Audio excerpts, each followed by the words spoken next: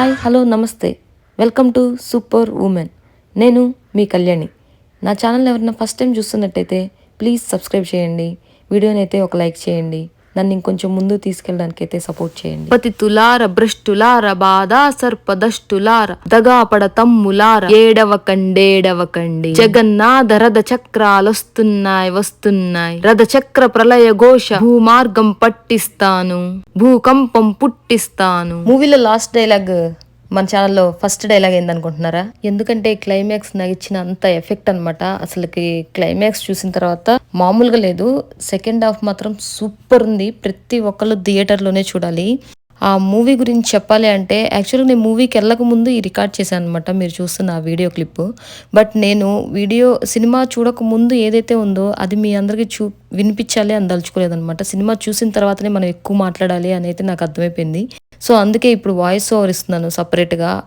కల్కి 2898 AD అసలుకి దశావతారం 10వ అవతారం అయ్యే కల్కి గురించి తీయాలని ఆ డైరెక్టర్కి ఎలా ఆలోచన వచ్చింది అనేది అయితే అసలు నాకు అర్థం కావట్లేదు. నేను ట్రైలర్ చూసినప్పుడు ఈ సినిమా హిట్ అవుతుందో లేదో అన్న డౌట్లో ఉండే, కానీ డైరెక్టర్ నాగా అశ్విన్ అని తెలిసిన తర్వాత మాత్రం డైరెక్టర్ వల్ల సినిమా ఖచ్చితంగా హిట్ అయ్యిద్ది అని అయితే నాకు పూర్తి నమ్మకం ఉండింది. ఎందుకంటే నేను చూసిన మహానటి మూవీ నాకు అంత నచ్చిందనమాట. అసలుకి అది చూపించే విధానం కానీ దాంట్లో ఉన్న ఎమోషన్ కానీ నాకు చాలా బాగా నచ్చింది. చాలా కనెక్ట్ అయిపోయాను. ఎందుకంటే సావిత్రి గారి గురించి కంప్లీట్గా ఎవరికీ తెలిసి ఉండకపోవచ్చు, కానీ తన సినీ ఇండస్ట్రీ ప్రయాణం మాత్రం అందరికీ తెలిసిందే. ప్రతి సినిమా చూస్తూ వచ్చాం కాబట్టి. కానీ తన రియాలిటీలో ఎంత మంచితనం ఉండేది, తను ఎంత మొండిగా ఉండేది, తనకి జరిగిన సిచ్యువేషన్స్ ఏంటి, గుడ్ ఆర్ బ్యాడ్ అనేవి ఆ చూపించిన విధానంలో దాంట్లో ఎవరిని బ్యాడ్ చేయకుండా జరిగిన ప్రాసెస్ మాత్రమే చాలా పద్ధతిగా చూపించారు. అసలు ఆ సినిమా నాకు 100కి 1000% అయితే పర్ఫెక్ట్ నచ్చింది. ఆ డైరెక్టర్ అంటే నాకు అసలు అప్పటి నుంచే మంచి అభిప్రాయం ఉండేది. ఈ డైరెక్టర్ సూపర్ మూవీస్ తీయగలడు, ఎలాంటి మూవీస్ అయినా. చాలా విజువల్ వండర్ అనేది ఉంది తనలో అనేది అయితే నాకు అప్పుడే అర్థమైపోయింది. ఈ మూవీ చూసిన తర్వాత ఇంక అసలు ఫిక్స్ అయిపోయాను. నాగా అశ్విన్ అనే డైరెక్టర్ మాత్రం ఎలాంటి సినిమా తీసినా తోపు డైరెక్టర్. అలాగే మన ప్రపంచంలో తెలుగు ఇండస్ట్రీని ఎక్కడికో తీసుకెళ్ళగలిగే డైరెక్టర్ అనేది ఈ సినిమాతో ప్రతి ఒక్కరికి ప్రూవ్ అయిపోయింది. ఈ సినిమాలో అసలు విచిత్రంగా ఈ సినిమా ఆలోచన, ఈ సినిమా విధానం ఎలా ఉంది అంటే, ఎప్పుడో జరిగిపోయిన మహాభారతం నుంచి రేపు ఫ్యూచర్లో ఎప్పటికో కొన్ని వందల వేల సంవత్సరాల తర్వాత వచ్చే మన కల్కి అవతారం వరకు చూపించారు అంటే అసలుకి ఆ క్రియేటివిటీ, ఆ ఆలోచన ఎలా వచ్చింది నాకైతే అర్థం కావట్లా. ఇది మహాభారతం రిలేటెడ్గా ఉంది అంటే అప్పుడు కృష్ణుడి కాలంలో ఇప్పుడు కల్కి భగవానుడికి మధ్య ఏం జరిగింది అనేది ఈ సినిమాలో ప్రతి ఒక్క స్టోరీ నేను అసలు ఒక్క చిన్నది కూడా లీక్ చేయదలుచుకోలేదు.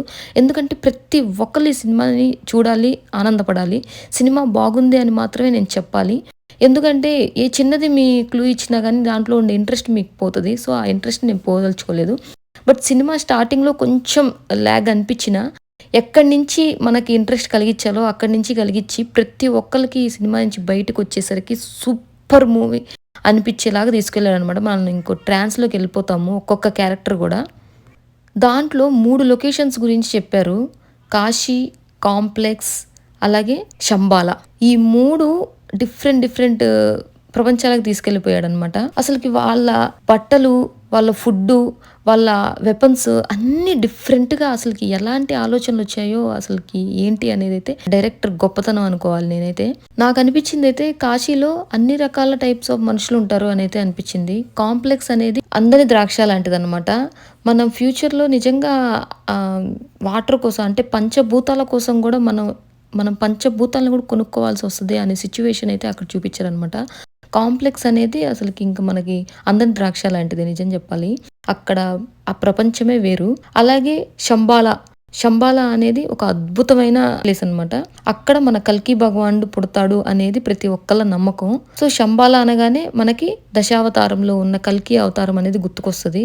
ఇప్పుడు మీరు చూసే క్లిప్స్ అన్నీ కూడా మేము సినిమా స్టార్ట్ అయ్యే ముందు బయట టికెట్స్ తీసుకొని ఇదంతా సినిమా స్టార్ట్ అయ్యే ముందు మేము టైం ఉందని చెప్పేసి పిల్లలతో ఇట్లా ఆడిస్తూ ఉన్నాము. మాతో పాటు మా చిన్నోడు కూడా వీళ్ళు ఎక్కడికో వచ్చారు, నన్ను ఎక్కడికో తీసుకెళ్తున్నారు, హ్యాపీగా మనం కూడా బయటికి వెళ్ళి ఎంజాయ్ చేద్దాము, ఏదో సినిమా సినిమా అంటున్నారు, ఎలా ఉంటుందో ఏంటో అనుకుంటున్నట్టున్నాడు మనసులో. వాడికైతే మాటలు రావు కదా, నాకైతే అర్థమవుతుంది వాడు ఎక్సైట్మెంట్ చూస్తుంటే.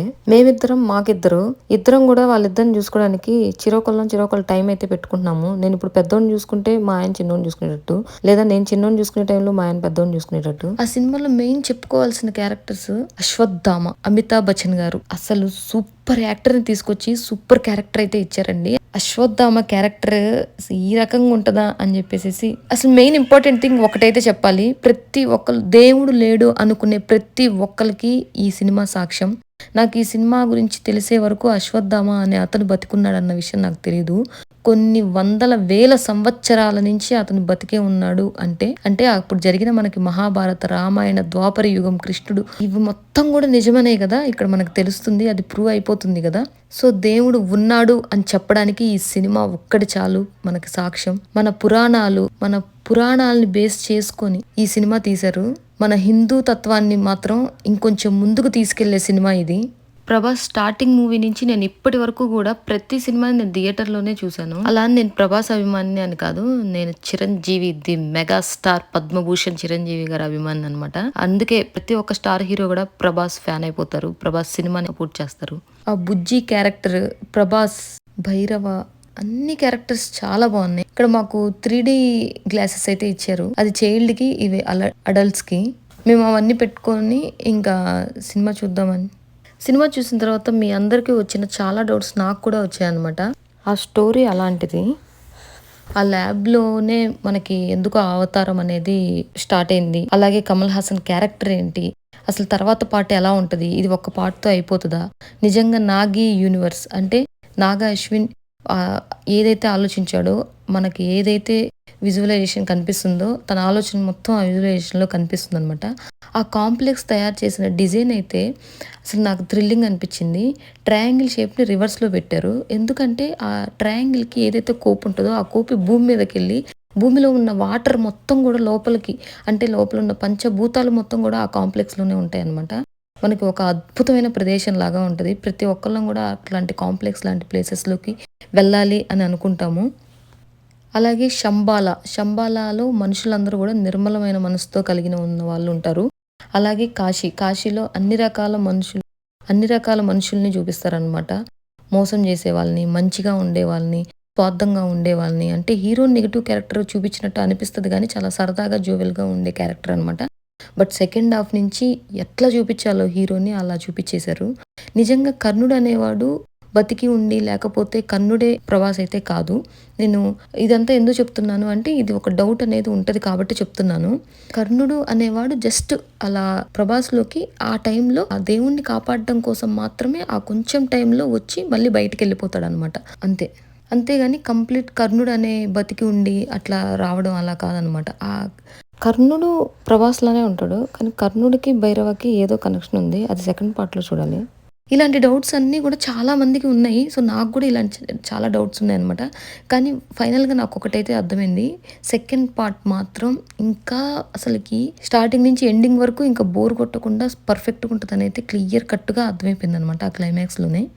ఇలాంటి పౌరాణిక సినిమాలు చూసేటప్పుడు జనరల్గా మనకి క్యారెక్టర్స్ని గుర్తుపెట్టుకోవడమే చాలా కష్టంగా ఉంటుంది. అందులోనూ మహాభారతంలో ఎన్నో వందల క్యారెక్టర్స్ ఉన్నాయన్నమాట, అద్భుతమైన క్యారెక్టర్స్. అలాంటివి ఆ సినిమాలు చూసేటప్పుడు వాళ్ళ క్యారెక్టర్స్ గుర్తుపెట్టుకోవడమే కష్టం అనుకుంటే, వాళ్ళ దగ్గర ఉన్న వెపన్స్ కానీ, వాళ్ళ దగ్గర ఉన్న గుర్రాలకు కానీ, వీటన్నిటికి కూడా ఒక్కొక్క పేర్లు ఉంటాయి అనమాట. మనం మగధీర సినిమాలో చూసినట్టయితే కూడా భైరవ అని చెప్పేసి గుర్రం పేరు భైరవ అనమాట. ఇలా గుర్రాలకి, వెపన్స్కి చాలా నేమ్స్ ఉంటాయి. ఇవన్నీ గుర్తుపెట్టుకోవడం కూడా చాలా డిఫరెంట్గా, చాలా కొత్తగా ఉంటాయి అనమాట. ఈ సినిమాలో అలాంటివన్నీ కూడా చాలా తెలుసుకుంటాము. ఇప్పటివరకు సినిమాలు అంటే మనకి లవ్ స్టోరీస్ లేకపోతే ఇంకేవో రియల్ స్టోరీస్ అనుకున్నాం, కానీ ఇట్లా పౌరాణిక చిత్రాలకి చాలా తక్కువగా కనెక్ట్ అయిపోయి ఉన్నాము. ఎందుకంటే తీసే సినిమాలు అలానే తక్కువగా ఉన్నాయి. ఎప్పుడో వచ్చిన పాతాళ భైరవి, ఆదిత్య 369 ఇలాంటి సినిమాల్లో మనం చూసున్నాము. తర్వాత మళ్ళీ ఇప్పుడు వచ్చే సినిమాలు, ఈ హనుమాన్ మూవీ కూడా చాలా పౌరాణిక చిత్రం అనమాట. మన రాజమౌళి గారు తీసే మంచి మంచి సినిమాలు కూడా పౌరాణికానికి సంబంధించిన సినిమాల్లో రిలేటెడ్గా ఉన్నాయి. అలాగే ఇప్పుడు నాగా అశ్విన్ గారు తీసిన ఈ సినిమా కూడా ఒక అద్భుతమైన సినిమా అనమాట. నెక్స్ట్ వచ్చే పార్ట్ అయితే ఎవరు టచ్ చేయలేరు అనమాట ఇలాంటి సినిమాలు. ఇప్పటివరకు జరిగిన స్టోరీస్‌ని ఏమన్నా క్రియేట్ చేసి వాళ్ళు ఇలా ఉంటారో, అలా ఉంటారో అని ఊహించుకొనో, లేతే ఇంకొంతమంది ఏదైనా తెలిసి ఏదైనా పుస్తకాల్లోనో, పేపర్‌లోనో చూసి మనం డిజైన్ చేయడం వేరు. బట్ ఫ్యూచర్‌లో జరిగే ఫ్యూచరిస్టిక్ సినిమాని కూడా ప్లాన్ చేసుకొని ఇలా ఉండొచ్చేమో అని ఊహించుకొని జనాలలో ఒక క్రియేటివిటీని, జనాలలో ఒక ఆలోచనని నింపిన సినిమా అయితే ఈ 'కల్కి' మూవీ అనేది. ప్రతి ఒక్కళ్ళకి కర్ణుడు అనేవాడు అందరికీ ఇష్టమయ్యే ఉండొచ్చు. మీ అందరిలాగానే నాకు కూడా కర్ణుడు, దాన వీర శూర కర్ణ అనేది నాకు చాలా ఇష్టం అనమాట. కర్ణుడు అనేవాడు. ఎందుకంటే అందరికీ దానాలు చేస్తాడు కాబట్టి. సో, నేను చిన్నప్పటి నుంచి నాకు ఆ దానవీర శూరకర్ణలో కర్ణ క్యారెక్టర్ అనేది చాలా ఇష్టం అనమాట. ఎన్టీఆర్ గారు నటించిన దగ్గర నుంచి. నాకు మా నాన్న డైలాగ్స్ అనేది బాగా నేర్చుకుంటారు. నాకు దాంట్లో ఒక సినిమాలో ఆ డైలాగ్ అనేది నాకు చాలా ఇష్టం. నేను ఇప్పుడు ఆ డైలాగ్ అయితే చెప్పాలనుకుంటున్నాను. ఆచార్యదేవా, ఏమంటివి జాతి నెపమున సూతసుతున కింద నిలువు అర్హత లేనందువా. ఎంత మాట. ఇది క్షాత్ర పరీక్షయే కానీ క్షత్రియ పరీక్ష కాదే. కాకూడదు. ఇది కుల పరీక్షయే అందువా. నీ తండ్రి భరద్వాజని జననమెట్టిది. అట్టి జుకిష్పాకరమైన నీ సంభవం ఎట్టిది. మట్టికుండలో పుట్టితివి కదా, నీదియే కులము. ఇంత ఏల అస్మత్ పితామహుడు కురకల ఉద్ధుడైన ఈ శాంతనవుడు శివసముద్రుల భార్యగు గంగాగర్భంన జనించలేదా. ఈయనదే కులము. నాతో చెప్పిత్తివేమయ్యా. చాలా మంది కూడా మహానటి సినిమాలో కనిపించిన హీరో హీరోయిన్స్ కానీ, రాజేంద్ర ప్రసాద్ కానీ చాలా క్యారెక్టర్స్ అయితే మనం చూస్తాము. బుజ్జి అనే క్యారెక్టర్కి సినిమా అయితే చాలా బాగుంది అసలుకి. మా అందరికీ బాగా నచ్చింది. ప్రతి ఒక్కళ్ళు కూడా సినిమాని థియేటర్లోనే చూడాలని అయితే మన తెలుగు ఇండస్ట్రీని ఇంకొంచెం ముందుకు తీసుకెళ్ళాలి. ప్రతి ఒక్కళ్ళు మన తెలుగు వాళ్ళ సత్తా ఏందో చూపించాలి. ఆల్రెడీ మన డైరెక్టర్లు చూపిస్తూనే ఉన్నారు. అలాగే దాన్ని హిట్ చేసి చేయాల్సిన బాధ్యత అయితే మన తెలుగు వాళ్ళ మీదనే ఉంది. నాకున్న డౌట్ వచ్చేసి కల్కి 2898 ఏడి అంటే ఏంటి? ఏడి అంటే ఆఫ్టర్ డెత్ అనుకుంటున్నాను. 2898 అంటే కల్కి 2898 ఏడి, కల్ని 2591 ఓడి, రేపటి కోసం అంటే నేనే కళ్యాణి 2591 బోర్న్, ఓడి ఆర్డినరీ. ఏడి అంటే ఆఫ్టర్ డెత్. 2898 అనేది నాగార్జున గారి ప్రకారం 1 year = 72 years అనమాట. 2024 అనేది 2898కి మైనస్ చేసేసి ఇంటూ 72 వేస్తే అన్ని ఇయర్స్ తర్వాత వచ్చే యుద్ధం అనమాట. ఏడి అంటే ఆఫ్టర్ డెత్, ఓడి అంటే ఆర్డినరీ. కల్కి 2898 ఏడి, కల్ని 2591 ఓడి. మరిన్ని సరికొత్త వీడియోస్తో మనమైతే మళ్ళీ కలుద్దాం. అంతవరకు సైనింగ్ ఆఫ్.